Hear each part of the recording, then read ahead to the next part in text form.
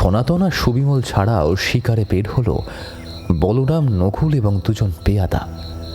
টোটা, বন্দুক, খাবার, জল ইত্যাদি সহ বাকি চারজন দুটো ঘোড়ায় ভাগাভাগি করে উঠল।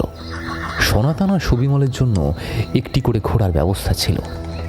সনাতন সুবিমলের মতো পটু ঘোড়সওয়ার নয় দেখে সুবিমল একজন পেয়াদাকে নকুলের ঘোড়া থেকে নামিয়ে তার ঘোড়ায় উঠতে বলল, আর নকুলের সাথে গিয়ে উঠল বলরাম। বাসন্তী নদীর সোঁতা যেদিকে পাহাড়ের পিছনে বাঁক নিয়েছে, ঠিক সেইখানটা মোড় নিতেই চারটে ঘোড়া চারদিকে ছড়িয়ে পড়ল। সনাতনের পিছনে বসে থাকা পাইকটি তার ঘোড়াটাকে সামলে নিচ্ছিল।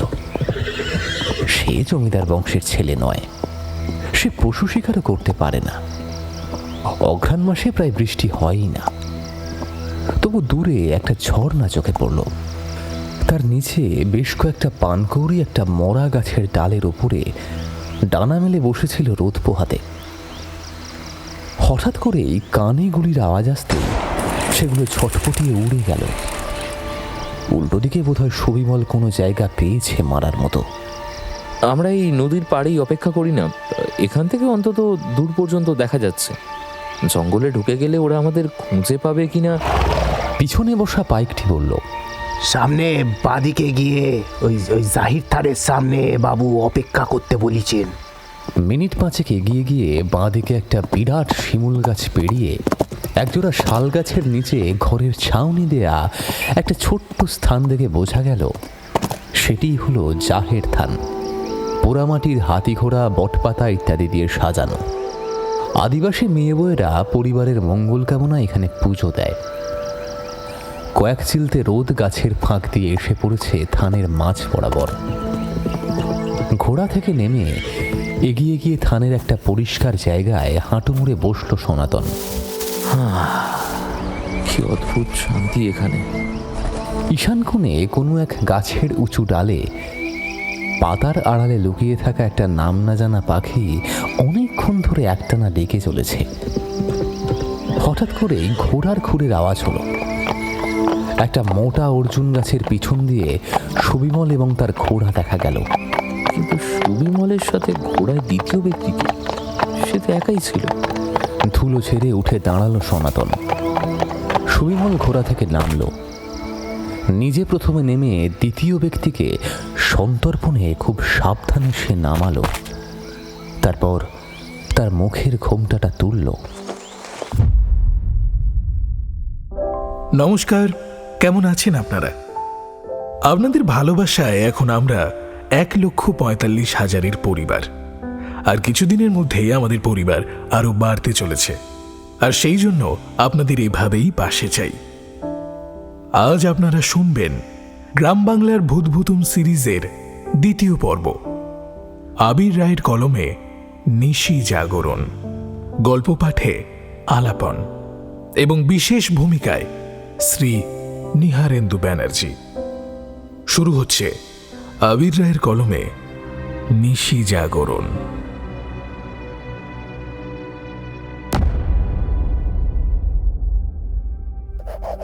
প্রিয় সনাতন, আশা করি তোমরা সকলে কুশল আছো। আমাদিগের অবস্থা একরকম পূর্বের মতোই। তুমি অবগত আছো যে গত 3 বৎসরে আমার এবং তোমার ভগিনীর পরপর 2টি সন্তান নষ্ট হইয়াছে। একটি তাহার উদারস্থ অবস্থাতে বিনষ্ট হইয়া গিয়াছে এবং দ্বিতীয় সন্তানটি জড় পদার্থের ন্যায় প্রাণহীন ভূমিষ্ঠ হয়। অথচ নিঃসন্তান থাকিতে আমার বা তোমার ভগ্নীর সেই অর্থে আপত্তি না থাকলেও এই সুবৃহৎ সাহেবগঞ্জ এস্টেটের জমিদারির ভার যেহেতু এখনো আমার পিতৃদেবের অধীনস্থ, কাজেই এই এস্টেটের ভবিষ্যৎ লইয়া আমার পিতৃদেব এবং তাহার পুরো পরিবার আমাদিগের ওপরই তাকিয়ে, এবং তা যে এই জমিদারির ভবিষ্যৎ ওয়ারিশের কথা ভাবিয়াই, তাহাও আমার বুঝিতে বাকি নাই। এই সম্ভাবনা ভাবিয়া আমার মনে আতঙ্ক জাগে যে তোমার ভগিনী যদি প্রথমবারের কন্যা সন্তানের জন্ম দেয়া ফেলে, তাহা হইলে পুনরায় পুত্র সন্তানের জন্য আমাদের উপর অস্বাভাবিক মানসিক চাপ দেওয়া হইবে।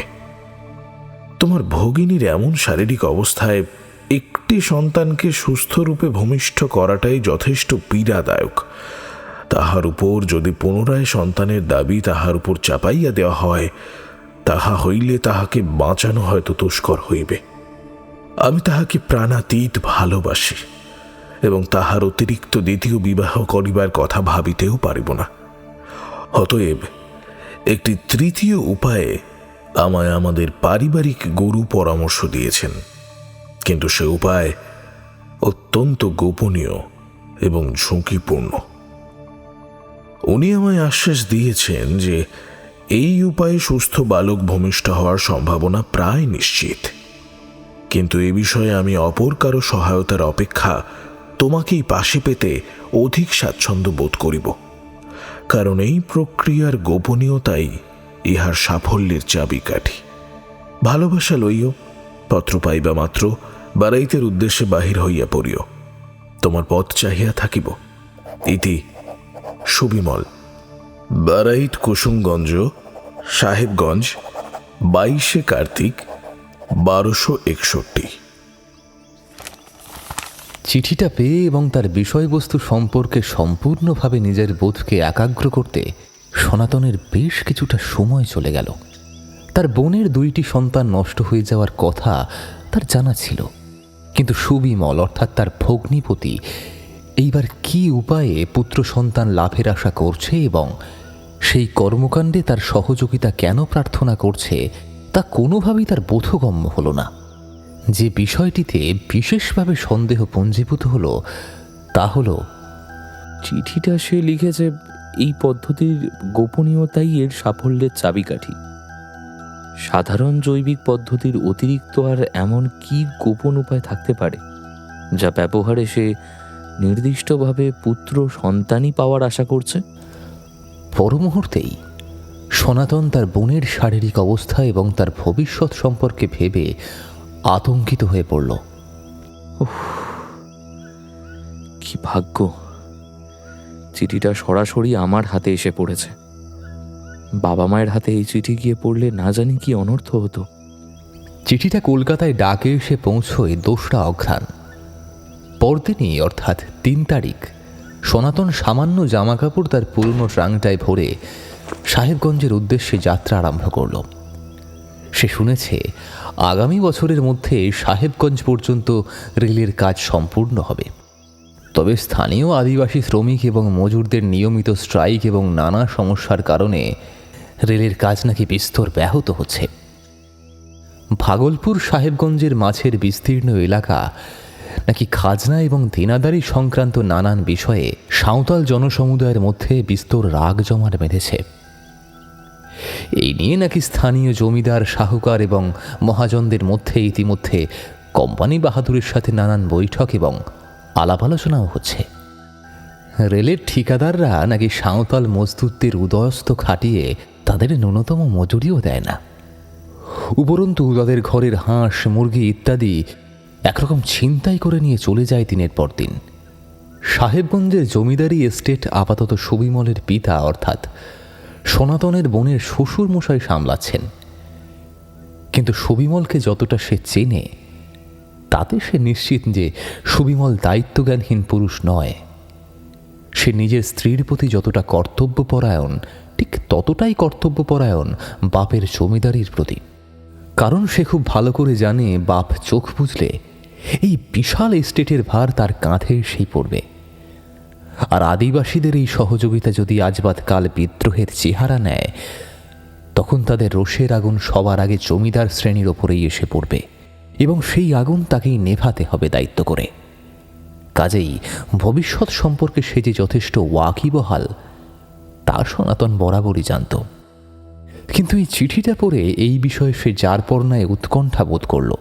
সুবিমলের মতন এমন ধৈর্যশীল এবং বাস্তববাদী একজন মানুষ বাপের চাপে পড়ে এই ধরনের গোপন উপায়ে সন্তান পাওয়ার প্রচেষ্টা করতে কেনই বা রাজি হলো?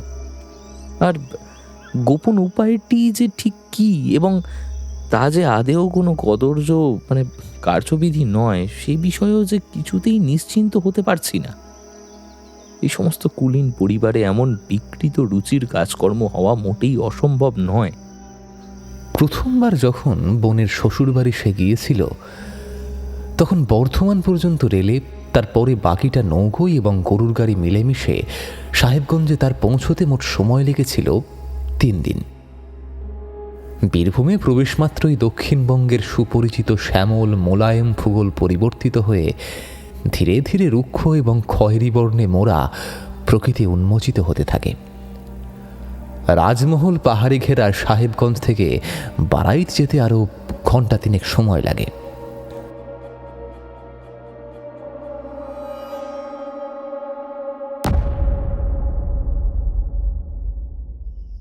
নৈরিত কোণের আকাশে যখন সন্ধ্যার আবছায়ায় সিংহ রাশিটা স্পষ্ট হয়েছে, তখন পূবের ফটকের দিক থেকে বারহাইতের কুসুমকুঞ্জে একটা ধুলোমাখা গরুর গাড়ি এসে ঢুকল। আম কাঁঠালের বিরাট বাগানের মধ্যে দিয়ে হেলতে দুলতে গরুর গাড়ি এসে থামল গাড়ি বারান্দার সামনেটায়। বিরাট ফটকের দুদিকে কাচের সাজপাতি জ্বলছে।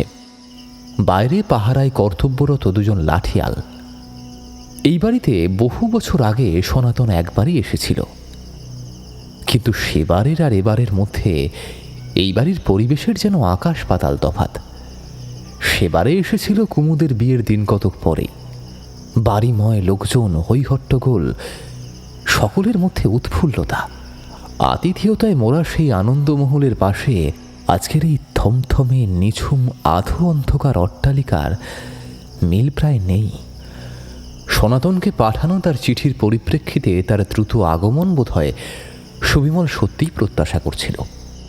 সনাতনকে গাড়ি থেকে নামতে দেখে লাঠিয়ালদের মধ্যে 50 এক পুরনো দ্বাররক্ষী এগিয়ে এলো।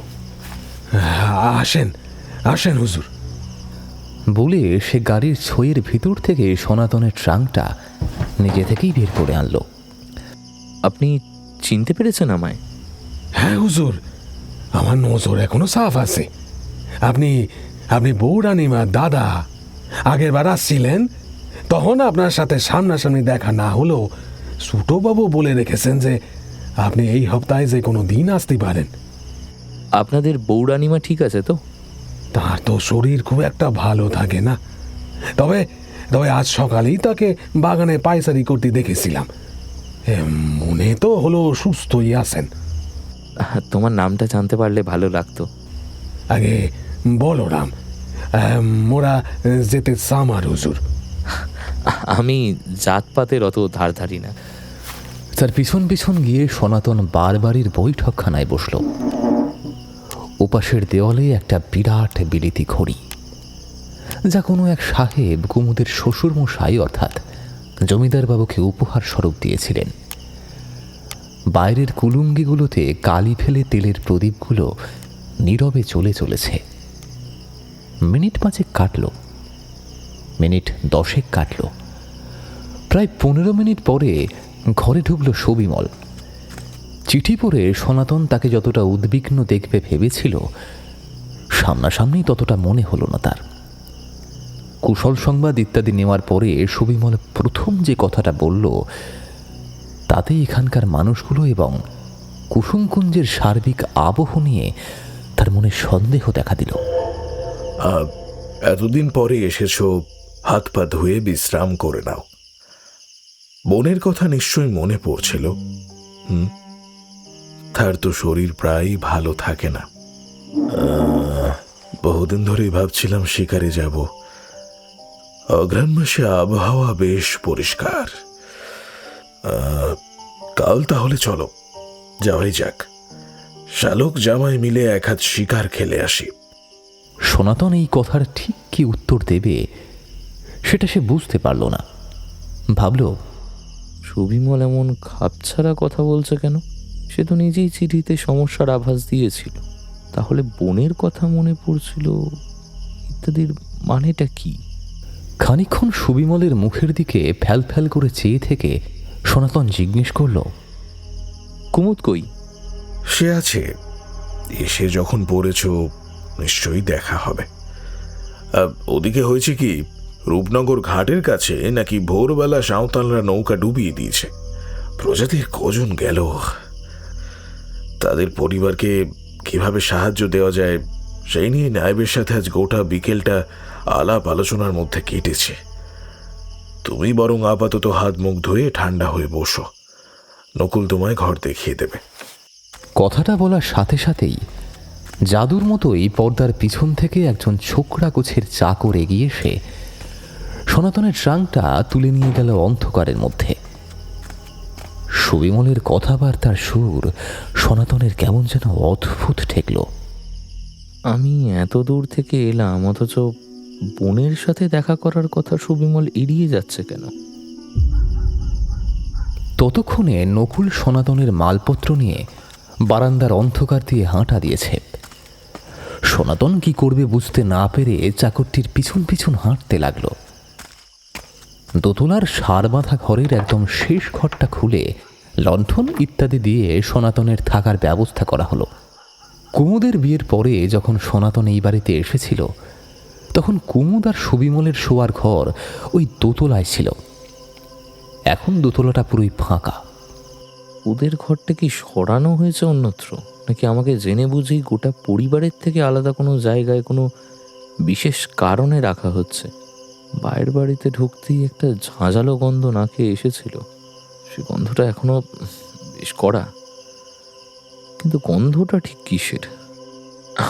বেশি জোরে নাক টেনে এই গন্ধটা নিলে কেমন যেন দম বন্ধ হয়ে আসে। সনাতনকে ঢুকিয়ে তার মালপত্র সেখানেই রেখে চাকরটি চলে গেল। সুবিমলও বেশি কথা না বাড়িয়ে স্থান ত্যাগ করল। সনাতন একা একা কিছুটা বিভ্রান্ত হয়ে বসে রইল ঘরে। এদিকটাই বেশ ঠান্ডা পড়েছে। লণ্ঠনের আলোয় ঘরের চারপাশটা একবার চোখ বুলিয়ে সনাতন পিছনের জানলাটা খুলল। ওদিকটা পূর্ব দিক। পিছনে বটগাছের ছুরির ফাঁক দিয়ে আকাশে সদ্য ওঠা বড় এক ফালি চাঁদ দেখা যাচ্ছে। নিচে বোধহয় ডোবা বা পুকুর গোছের কিছু একটা আছে। সেখানে চাঁদের প্রতিফলন কুয়াশা মাখা জলের উপরে পড়েছে। এদিকে পাড়া গাঁয়ে অঘ্রাণ মাসেও জোনাকি দেখতে পাওয়া যায়। সেদিকেই অনেকক্ষণ ধরে আনমনে চেয়ে রইল সনাতন। ঘণ্টাখানেক পরে পিতলের থালায় নানান পদ দিয়ে তার রাতের খাবার দিয়ে গেল নকুল বলে চাকরটি। বলছি, সুবিমল বা তোমাদের বৌরানীমা কোথায়? ওনারা অন্দরমহলে আছেন, সময় হলেই দেখা করবেন আপনাদের সাথে। কথা বলে ভৃত্যটি স্থান ত্যাগ করল। তবে সনাতনের কেমন যেন সন্দেহ হতে লাগলো এবার। ছোকরা মাথা তুলে কথা বলে না, কি লুকাচ্ছে? কেন আমাকে এমন নির্জন একটা জায়গায় রাখা হলো? আর বাকিরাই বা কোথায়? আর সুবিমলেরই বা এমন বেমানান ব্যবহার কেন? চিঠিতে লেখা তার কাতর আবেদনের সাথে তার এখনকার ব্যবহার একেবারেই মিলছে না। কুমুদ আদেও বেঁচে আছে তো? কথাটা মনে হতেই একটা আতঙ্কের অনুভূতি আঁকড়ে ধরল তাকে। কিন্তু সন্ধেবেলায় দ্বাররক্ষী যে বলল তাকে আজ বাগানে পাইচারি করতে দেখেছে, তাহলে তাকে আমার সামনে আনা হচ্ছে না কেন? যদিও বলরাম তো এদেরই কর্মচারী, সে সব সত্যি কথা বলবে এমনটা ভেবে নেওয়াটাও বোকামি। রাতে কি একবার ঘর থেকে বেরিয়ে বাড়ির ভেতরটা দেখে আসবো? যদি একান্তই আমার ওপর কেউ নজর রেখে থাকে, তাহলে এই পরিবেশ একেবারেই সুরক্ষিত নয়। তেমন হলে আজ রাত শেষ হওয়ার আগে যদি কুমুদকে এখান থেকে নিয়ে চলে যাওয়া যায়, কিন্তু তাকে নিয়ে যাব কোথায়? কিভাবেই বা যাব? সমাজ কি বলবে? ব্রাহ্মণ ঘরের মেয়ে কুলীন ঘর থেকে তাড়া খেয়ে রাতের অন্ধকারে পালিয়ে এসেছে। কুমুদ যেখানে যাবে তাকে অপমান সহ্য করতে হবে। লোকে ভাববে নিশ্চয়ই বাচ্চা হয়নি বলে স্বামীর ঘর থেকে তাড়িয়ে দিয়েছে। আর তার শ্বশুর বাড়ি জমিদার বংশ। যদি কলকাতায় লোক পাঠিয়ে আমাদের অপদস্থ করে, সমাজের সেই গ্লানি নিতে না পেরে যদি মেয়েটা কিছু করে বসে। সে কি এখনো খাবার মুখে তোলনি? ঘরে ঢুকলো সুবিমল। না, আমি আগে কুমুদের সঙ্গে দেখা করতে চাই। করবে করবে, নিশ্চয়ই করবে। এসেছো যখন দেখা করবে না তা কি হয় নাকি? সময় তো আর ফুরিয়ে যাচ্ছে না। আগে আহার গ্রহণ করো। না, এক্ষুনি। আমার কেমন যেন কু ডাকছে মনে। আমার বোনের সাথে সনাতনের চোখ গেল পাশের কাঠের টেবিলের ওপরে। লণ্ঠনের আলোয় সে দেখল টেবিলে জমে থাকা ধুলোর ওপরে আঙুল চালিয়ে কিছু যেন লিখছে সুবিমল। সাবধান, চারিদিকে কান আর চোখ। কুমুদ সুস্থ আছে, তবে এই বাড়িতে নেই। কাল সকালে। সনাতন চোখ তুলে চাইল সুবিমলের মুখের দিকে। এক মুহূর্তের জন্য তার অভিব্যক্তিতে যেন চিঠির সেই তীব্র কাতরতা ধরা পড়ল।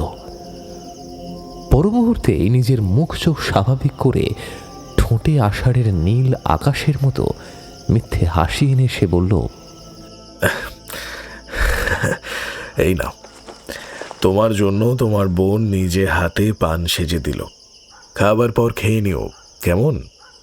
নকুল। আবার জাদুমন্ত্রের মতো পর্দার পিছন থেকে মুহূর্তেই ছোকরাটি আবির্ভূত হলো। ছোকরাটা কি সব সময় সুবিমলের পেছনেই থাকে, নাকি আমি যেখানে রয়েছি সে তার আশেপাশেই ঘুরঘুর করে? সনাতন লক্ষ্য করল নকুলের ঘরে ঢোকার এক লহমা আগেই সুবিমল বাঁ হাতের ছাপটাই টেবিলের ওপরে ধুলোতে লেখাটা মুছে ফেলল। নকুল শোন, কাল দাদাবাবুর জন্য ভোর 5টার মধ্যে গরম জল করে রাখবি। 6টায় আমরা শিকারে বের হব, অন্যথা যেন না হয়। নকুল ঘাড় নেড়ে দরজার বাইরে চলে গেল। সনাতন কান খাড়া করল। পর্দার আড়ালে যেতেই নকুলের পায়ের শব্দ বন্ধ হয়ে গেল। সে যদি হেঁটে বারান্দা দিয়ে অন্য প্রান্তে চলে যেত তাহলে পায়ের শব্দ ধীরে ধীরে ক্ষীণ হয়ে আসত। সনাতন নিশ্চিত হলো যে নকুল দেওয়ালের আড়ালে গিয়েই দাঁড়িয়ে গিয়েছে। ভায়া, খেয়ে নাও, চিন্তা করো না। অজ্ঞানের রাত্রে এমন ভাত ঠান্ডা করতে নেই, খেয়ে নাও। বলেই সুবিমল সনাতনের কাঁধে আলতো করে চাপ দিল। তারপর খানিকক্ষণ তার দিকে স্থির দৃষ্টিতে তাকিয়ে থেকে তাকে আশ্বস্ত করার ভঙ্গিতে ঘাড় নেড়ে বাইরে চলে গেল।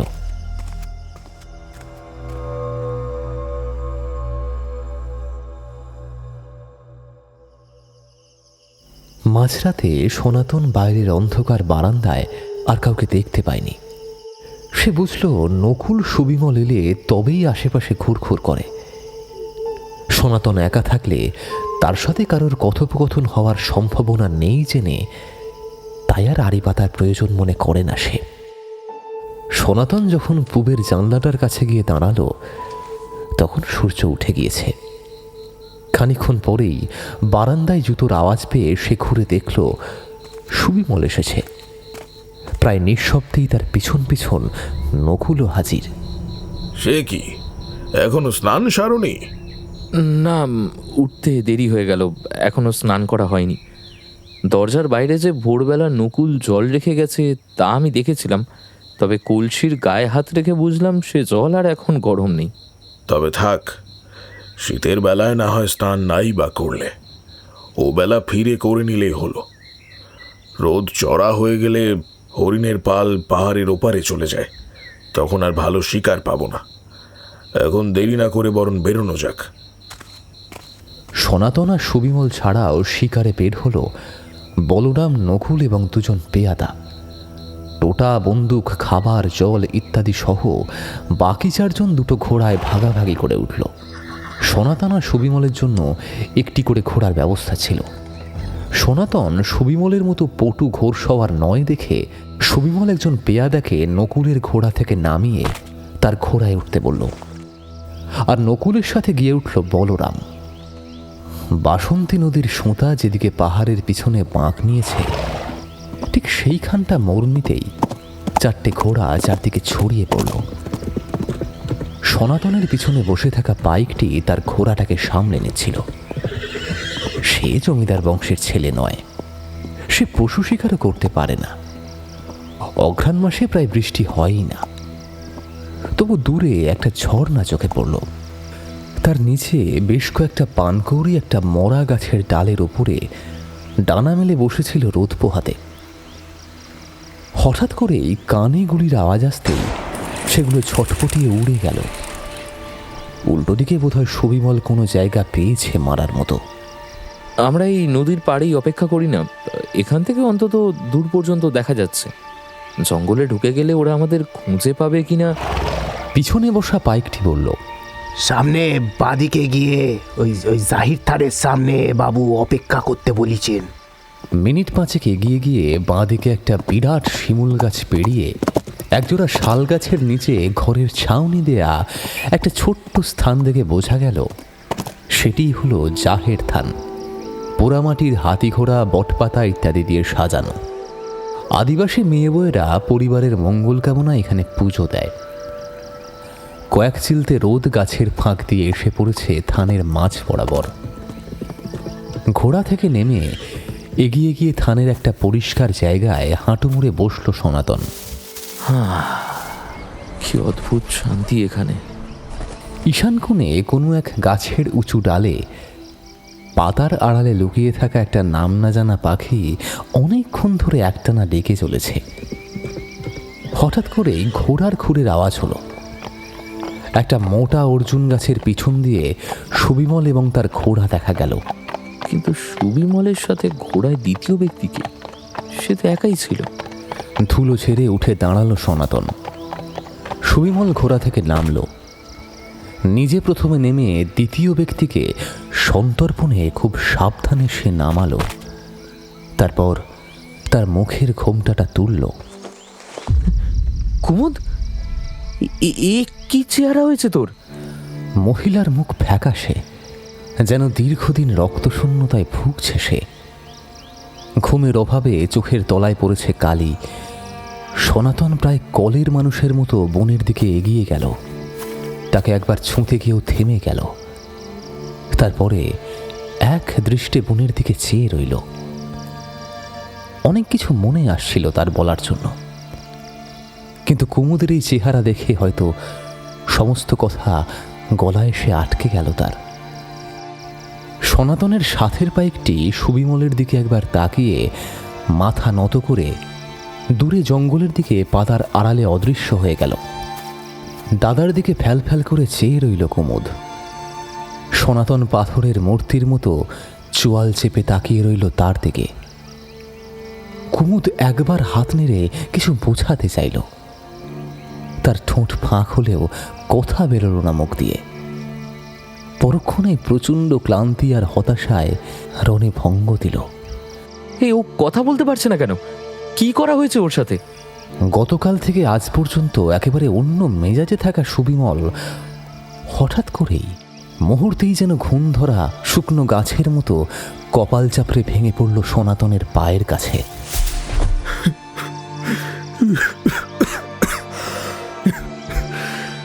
আমায় ক্ষমা করে দাও ভাই, আমি তোমার বোনের যোগ্য সম্মান দিতে পারিনি। স্বামী হিসেবে স্ত্রীর প্রতি প্রাথমিক কর্তব্যটাই করে উঠতে পারিনি। আগুন সাক্ষী রেখে বিয়ে করে যদি স্ত্রীর সম্মান আর মর্যাদাই রক্ষা করতে না পারি, তবে এমন পুরুষ মানুষ হয়ে বেঁচে থাকার মানে কি? তার উপর শারীরিকভাবে মানসিকভাবে এমন অত্যাচার চলছে দেখেও চোখের জল ফেলা ছাড়া আর কিছুই আমি করতে পারি না। এর চেয়ে ভালো আমার গলায় দড়ি দেওয়া। না আমি কুমুদকে একটা সুস্থ বাচ্চা দিতে পারলাম, আর না একটা সুস্থ জীবন। সনাতন নিচু হয়ে সুবিমলকে তুলল। কুমুদ পাথরের মতো দাঁড়িয়ে রয়েছে। তার চোখ ফেটে জল গড়িয়ে পড়ে তার বুকের কাপড় ভিজিয়ে দিচ্ছে, কিন্তু মুখে তার রা নেই। নিজেকে শক্ত করো সুবিমল, আমি এসে গিয়েছি। আমি তোমার আর কুমুদের সাথে আছি। তোমাদের বাড়িতে পা দিতেই আমি বুঝেছিলাম সেখানকার পরিবেশ অত্যন্ত কলুষিত। তোমার সাথে আমার কথা বলার ভঙ্গিমা, চাকর বাকরদের ব্যবহার, সব কিছুই যেন বেমানান ঠিক ছিল। বলো আমায় প্রথম থেকে কি ঘটেছেটা কি? আমাদের বর্তমানে যিনি পরিবারের গুরু, তাদের বংশধরদের সকলের আমরা যজমান ছিলাম। নানান উত্থান পতনের মধ্যে দিয়ে তাদের বংশের পূর্বপুরুষদের পরামর্শ ও সহযোগিতায় আমাদের বৈভব, বিত্ত এই দুই ঈর্ষণীয় জায়গায় পৌঁছে যায়। আমাদের বর্তমান গুরু সদাশিব আচার্যকে আমার বাবা ঈশ্বরের মতো গুরুত্ব দিতে আরম্ভ করেন।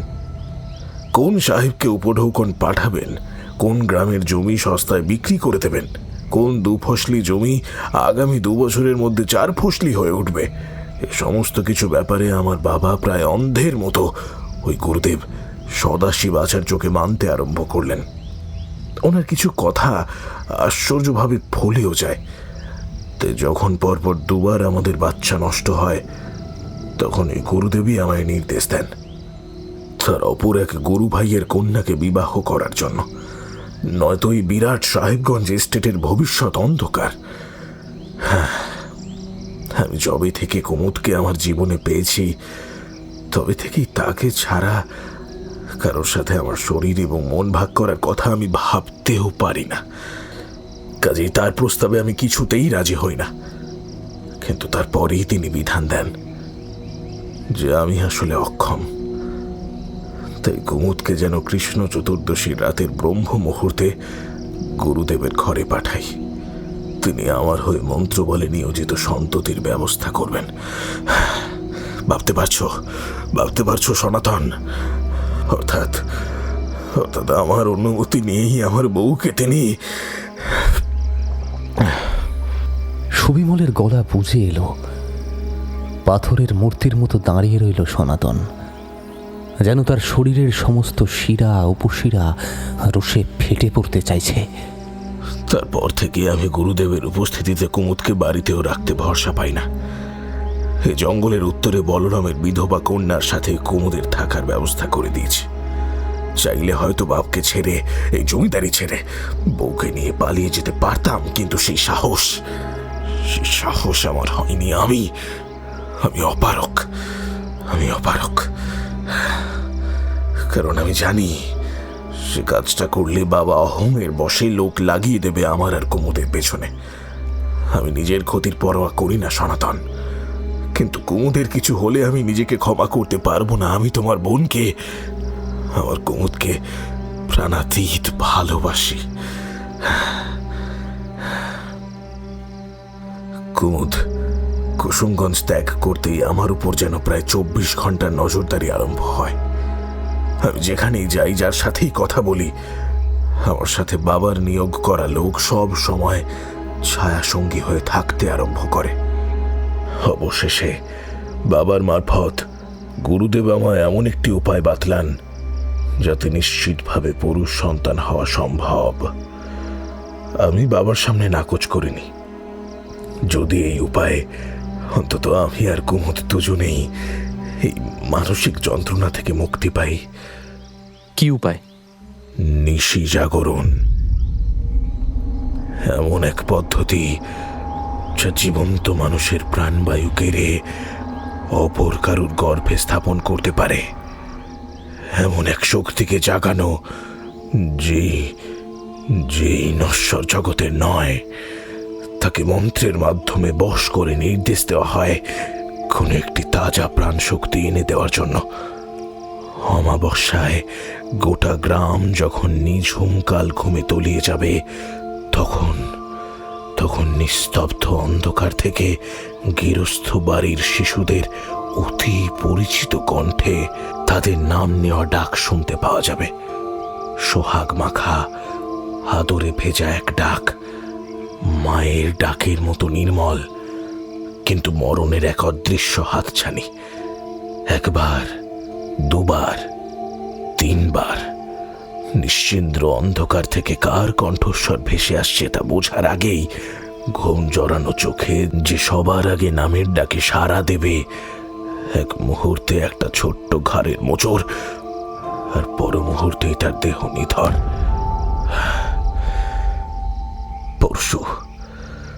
পরশু ছিল দ্বাদশী রাত। গোটা বাড়ি সর্ষে আর এলাচ পোড়া দিয়ে বাঁধন দিয়ে পুকুরের পশ্চিম পাশে নিশি জাগরণ সম্পন্ন করেছেন গুরুদেব। নিশি এখন নশ্বর জগতে বিচরণ করছে। আর আজ অমাবস্যা। হিসেব মতো আজ রাতেই কুমুদ সন্তান সম্ভবা হবে, আর আমি পিতা হওয়ার স্বাদ জীবনে প্রথমবার উপলব্ধি করতে পারবো। বেশ কিছুক্ষণ সনাতন কোনো কথা বলল না। জাহের থানের ভেতরে রাখা পোড়ামাটির মূর্তিগুলোর মতো স্থির হয়ে দাঁড়িয়ে রইল সে। তারপরে একটা মাত্র প্রশ্ন বেরোলো তার মুখ দিয়ে। কুমুদের মুখে কি হয়েছে? সে কথা বলতে পারছে না কেন? নিশি জাগরণ যার সংকল্পে হয়, নিশি তারই ধারক হয়। গুরুদেব আহ্বান করে তাকে কাজে লাগাতে পারেন, কিন্তু নিশি, সে যার গর্ভে প্রাণ স্থাপন করবে, নিশি তার গোলাম। তার কথার উপর নিশিকে কেউ নিয়ন্ত্রণ করতে পারবে না। তাই কুচো হিজল্লার কাঁচা সুপারি পেটে মৌনী মন্ত্রে জীব বেঁধে দেওয়া হয়েছে কুমুদের, যাতে তিথি না শেষ হওয়া পর্যন্ত নিশি সম্পূর্ণভাবে গুরুদেবের নিয়ন্ত্রণে থাকে। আমি এই সমস্তটা দেখে জেনেও কিচ্ছু করতে পারছি না। আমায় ক্ষমা করো সনাতন, আমায় ক্ষমা করো। রাগে সর্বাঙ্গ থরথর করে কাঁপতে লাগলো সনাতনের। শুধুমাত্র বাচ্চা করানোর জন্য একটা মেয়ের ওপর এতটা শারীরিক এবং মানসিক অত্যাচার, তাও বাচ্চার প্রতি অনুরাগে নয়, জমিদারির ভবিষ্যৎ ভেবে। এই সমস্ত নিষিদ্ধ উপায় কুমুদের উপর প্রয়োগ করার পর সে বাঁচলো না মরলো তাই নিয়ে এই পরিবারটি ন্যূনতম মাথা ব্যথা নেই। শুধু একটা ছেলে জন্মালেই হলো, ব্যাস। তুমি এসব কি করে মেনে এলে? যেই বউয়ের ভালোবাসায় তুমি অন্য কাউকে বিয়ে করতে রাজি হওনি, যা ঘটতে যাচ্ছে তা কুমুদকে জানে মেরে দিতে পারে জেনেও তুমি কেন তা আটকালে না? তোমার কাছে বাপের ফেলে যাওয়া জমিদারি আর জমিদারের ওয়ারিশে জন্ম দেওয়াটাই বড় হলো। এ ঘোর অন্যায় হচ্ছে জেনেও এক বৃদ্ধ জমিদারের বিরুদ্ধে রুখে দাঁড়ানোর মতো শিরদাঁড়ায় জোর হলো না তোমার? তোমার কি মনে হয় পুত্র সন্তান জন্ম দিলেই এত বছরের অবহেলা আর অসম্মান পাওয়া তোমার স্ত্রী হঠাৎ করে আবার রাজরানীর মতো সম্মান পাবে? পারবে তুমি কোনো মায়ের কোল খালি করে তার হাহাকার আর চিৎকারের জলে ভেজানো বংশ প্রদীপ জ্বালাতে? আমি নিশ্চিত আমার বোন সারা জীবন নিঃসন্তান বিধবার জীবন কাটালেও এই পাপকে নিজের গর্ভ থেকে জন্ম দিতে চাইবে না। তুমি সন্তান জন্ম দিতে পারোনি বলে নয়, তোমার রক্তে পুরুষ মানুষের তেজ নেই বলে আজ বলতে বাধ্য হচ্ছি তুমি সত্যি একজন নাপুংসক। না ভাই, না, আমি নপুংসক নই, আমি কাপুরুষ নই, যে কারণে তোমাকে এখানে ডেকে পাঠানো। আমি সব ঠিক করে রেখেছি। ওই দেখো, বলরাম ইতিমধ্যেই নকুলের খুলি উড়িয়ে তাকে নদীতে ফেলে দিয়েছে। পিছন ফিরে তাকালো সনাতন। ঝোপের ফাঁক দিয়ে দ্বিতীয় ঘোড়াটা এসে দাঁড়িয়েছে। তাতে রাইফেল নিয়ে বলরাম বসে রয়েছে। তার জামায় রক্তের ছিটে। একটু আগে পাওয়া গুলির আওয়াজটা তাহলে মোটেও কোনো জানোয়ারকে শিকার করার নয়। দ্বিতীয় গুলিটা সে আমাকে মারবে, আমাকে ঘায়েল করবে। তুমি এই মুহূর্তে তোমার বোনকে নিয়ে পালিয়ে যাও এখান থেকে। আমি কুমুদকে প্রাণাতীত ভালোবাসি। আমি ওর এই ক্ষতি মানতে পারছি না। আমি বলবো বলরামের বাড়িতে ডাকাত পড়ে কুমুদকে আর তার মেয়েকে তুলে নিয়ে গিয়েছে।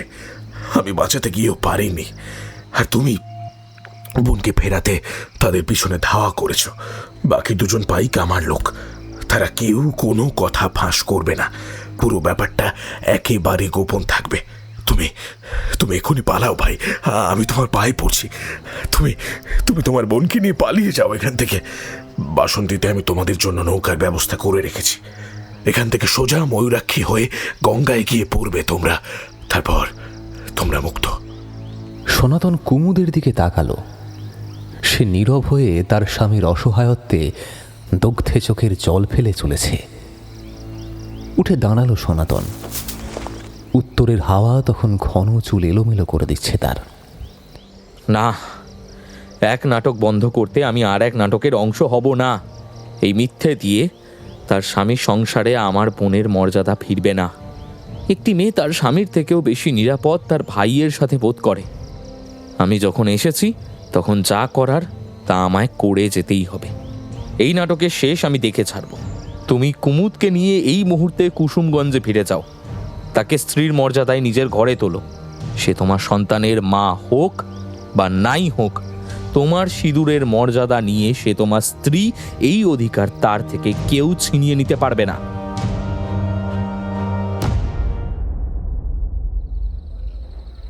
কুসুমকুঞ্জের পুকুরের পশ্চিম পাশের ভাঙা নাট মন্দিরে দুপুর রাতে জড়ো হয়েছে গুহ পরিবারের বেশ কয়েকজন।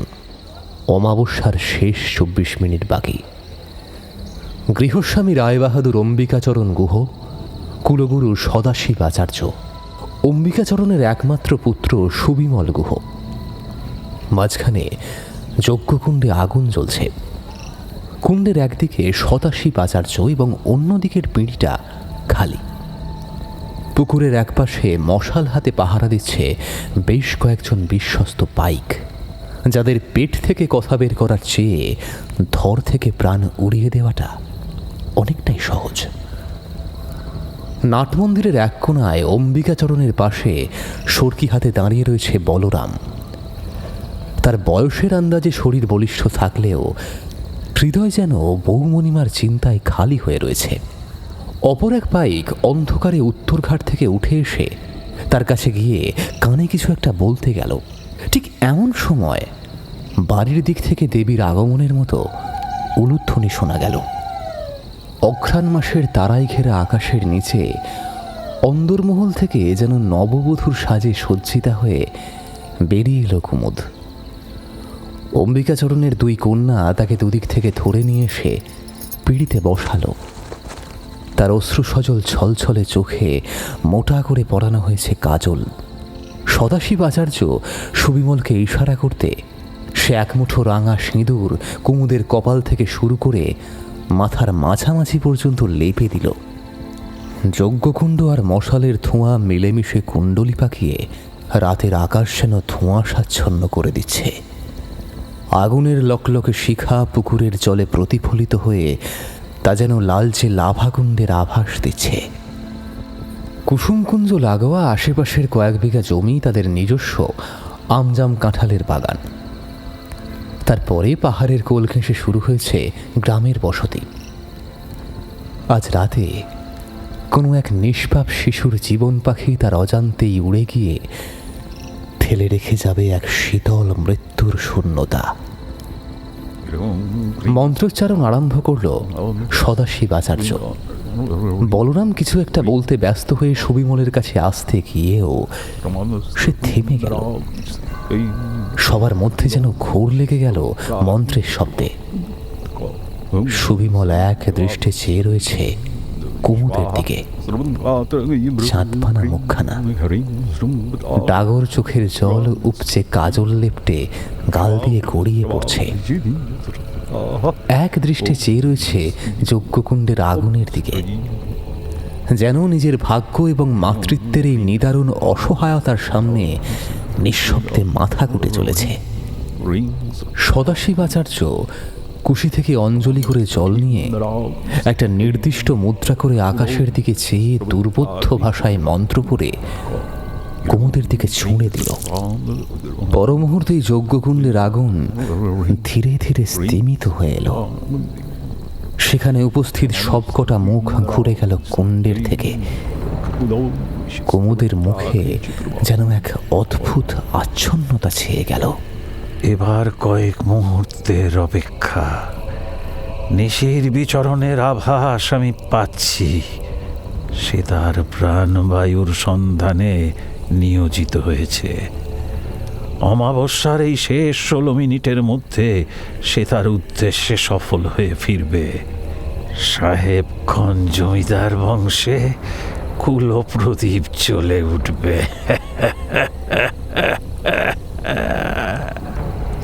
হঠাৎ দমকা হাওয়ায় পাইকদের হাতে ধরা মশাল একে একে নিভতে লাগলো। ভাঙা নাটমন্দির চত্বরে আতঙ্ক যেন জমাট বেঁধে সবাইকে একসাথে নিস্তব্ধতায় আড়ষ্ট করে ফেলল। অঘ্রাণের শেষ রাতে এমন বেমানান দক্ষিণা হাওয়া তো দেয় না। চারদিকের গাছের শুকনো পাতা ঝরতে আরম্ভ করল যজ্ঞকুণ্ডের আশেপাশে। সবাই নড়াচড়া বন্ধ করুন, নিশ্চিন্ত থাকুন। সে আমার আজ্ঞা ছাড়া কিচ্ছু করতে পারবে না।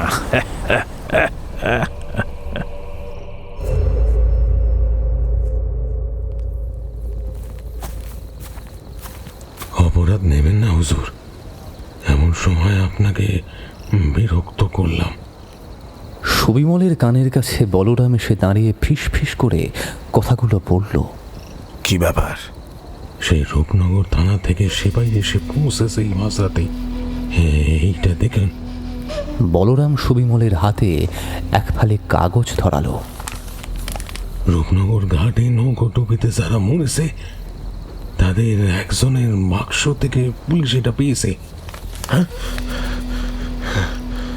দেখি, দাও। কাগজটা খুলে সুবিমল বুঝল তা বেশ ভালো রকম জলে ভিজেছে। তাতে লেখা প্রায় সমস্তটার কালি লেপটে গিয়ে মুছে গিয়েছে। শুধু শেষ কয়েকটা শব্দ তার চোখে পড়ল। পত্র পাইবা মাত্র বারাইতের উদ্দেশ্যে বাহির হইয়া পড়িও, তোমার পথ চাইয়া থাকিব। ইতি সুবিমল, বারাইত কুসুমগঞ্জ, সাহেবগঞ্জ, 22 কার্তিক 1261। সনাতন, কুমুদ, কুমুদ। সে তোর হুকুম মানবে না সদাশিব। মেঘের গর্জনের মতো শব্দগুলো যেন গোটা নাট মন্দিরের ভাঙা ইটগুলোতে প্রতিধ্বনিত হয়ে আবার ফিরে এলো যজ্ঞকুণ্ডের কাছে। নিভে গেছে সমস্ত মশাল। যজ্ঞকুণ্ডের আগুন হঠাৎ করে লাফিয়ে উঠে নীলচে বর্ণ ধারণ করল। কুমুদের পিছনে বেদির চালচিত্রের মতো এসে দাঁড়িয়েছে সনাতন। তুই না শাস্ত্র জানিস না তন্ত্র, না তোর যজ্ঞে সততা আছে, না তোর মন্ত্রে শক্তি। যে কুমুদ তোর জন্য সীমাহীন অত্যাচারে শিকার হয়েছে, তোর ভুলে ভরা নিশি জাগরণ করে এমন একজনকে ডেকে এনেছিস যে আকুল হয়ে কুমুদের জন্য কুসুমগঞ্জে ছুটে আসছিল, যে জগতে তাকে সবচেয়ে বেশি আগলে রাখত। থরথর করে কেঁপে উঠল সুবিমল। এসে কাকে দেখছে? শ্যালকবাবু, শ্যালকবাবু রূপনগরের নৌকোডুবিতে 3 দিন আগে মারা গিয়েছে হুজুর। প্রায় দম আটকে আসার মতো একটা শব্দ পেয়ে সুবিমল নিচের দিকে তাকিয়ে দেখল কুমুদ প্রায় হুমড়ি খেয়ে যজ্ঞকুণ্ডের আগুনের উপর পড়েছে দাদার মৃত্যু সংবাদ পেয়ে। তার বুকের সমস্ত কান্না গলার কাছে উঠে এলেও চিৎকার করে কাঁদার উপায় নেই তার। চোখ দিয়ে রক্তাক্ত অশ্রু ছড়লেও মুখ দিয়ে সেই প্রচণ্ড আবেগের বিস্ফোরণ বের করা অসম্ভব। এই প্রচণ্ড গ্লানি বুকে চেপে কাঁদতে না পারা যে কি নিদারুণ কষ্টের, তা যার বুক ফাটে সেই বোঝে। নিয়তি যেন শয়তান স্বরূপ হয়ে এই অসহায় 17 বছরের মেয়েটার জীবনে চোখের জল আর গ্লানি ছাড়া আর কিচ্ছু লেখেনি। কিচ্ছু না।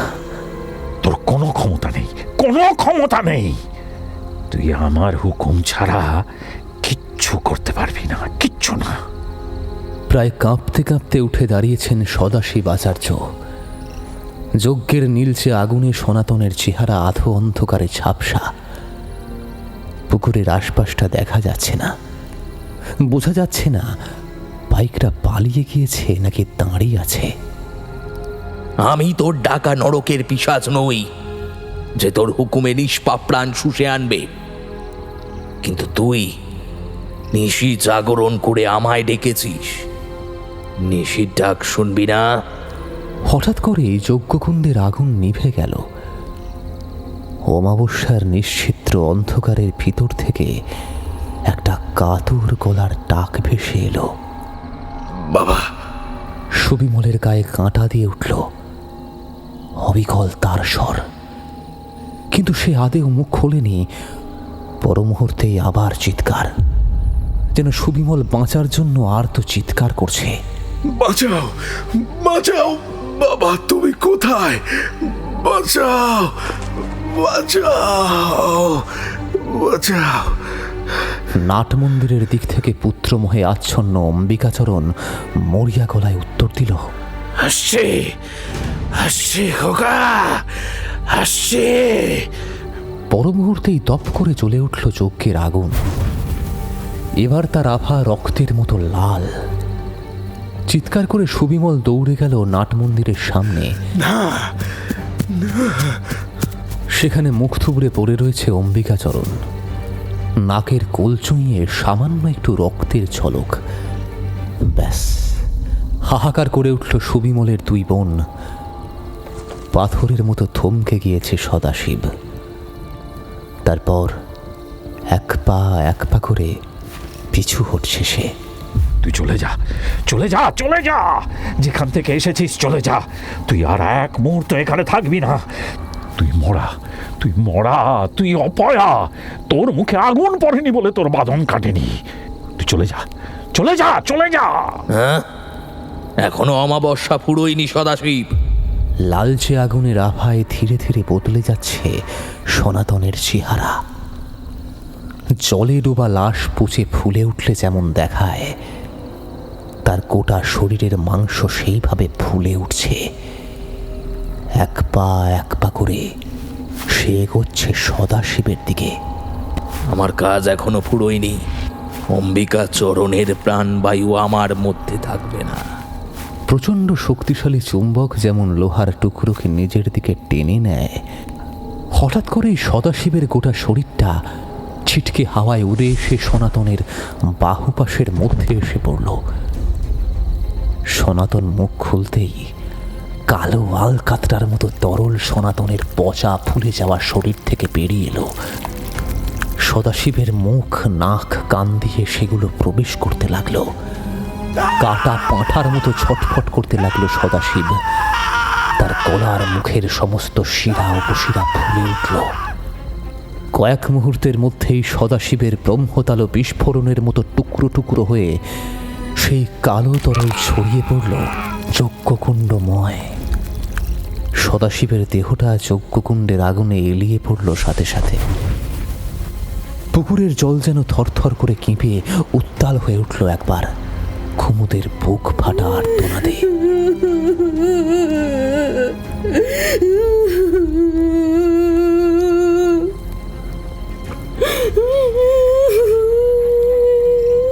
অমাবস্যা কেটে গিয়েছে।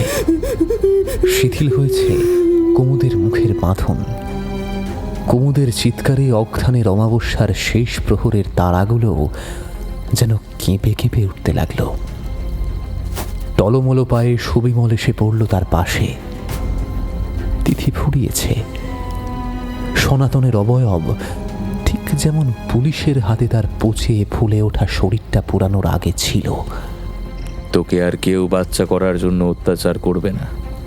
তোরা ভালোভাবে সুস্থভাবে বাঁচবি।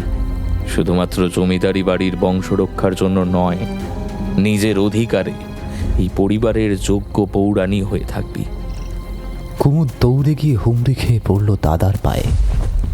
কিন্তু সেই অবয়ব কেন যেন সে ছুঁয়েও ছুঁতে পারে না। কুমুদ, কুমুদ, ওকে ছেড়ে দাও। ওর কষ্ট হচ্ছে। ওকে জোর করে জগতে ধরে রাখা হয়েছে। আপন কারোর হাতে আগুনটাও জোটেনি ওর। দাদা হিসেবে নিজের শেষ কর্তব্যটাও করে গেল।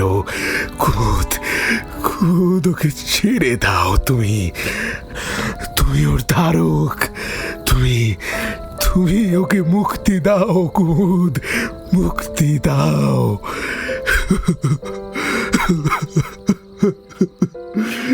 কুমুদের বোধহয় বুকে ব্যথা হয়ে গিয়েছে। এখন ফোঁপাতেও কষ্ট হচ্ছে তার। গালে শুকনো জলের দাগ নিয়ে নিষ্পলক দৃষ্টিতে দাদার বিকৃত অবয়বটার দিকে বেশ খানিকক্ষণ চেয়ে থাকলো সে।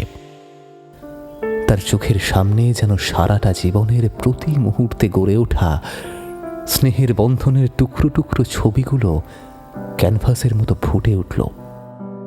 আবার পর মুহূর্তেই যেন সব পাপযজ্ঞের নিভন্ত আগুনে পুড়ে ছাই হয়ে জনম মরণের আবর্তে বিলীন হয়ে গেল। তোকে আমি মুক্তি দিলাম দাদা, মুক্তি দিলাম। কুশিতে অবশিষ্ট গঙ্গাজলটুকু হাতের অঞ্জলিতে নিয়ে মাথায় ঠেকিয়ে নিভন্ত যজ্ঞের অঙ্গারে ফেলে দিল কুমুদ। আগুন নেভার ধোঁয়া কাটতেই সুবিমল দেখল চাতালে তাদের সামনে শুধু সদাশিবের রক্তমাখা দেহটা পড়ে রয়েছে, সনাতন কোথাও নেই। যেন বনের হাতের শেষ গঙ্গাজলটুকু পেয়ে কুমুদের জীবনের সাপ মোচন করে সেই চক্ষের ধোঁয়ায় বিলীন হয়ে গিয়েছে সে।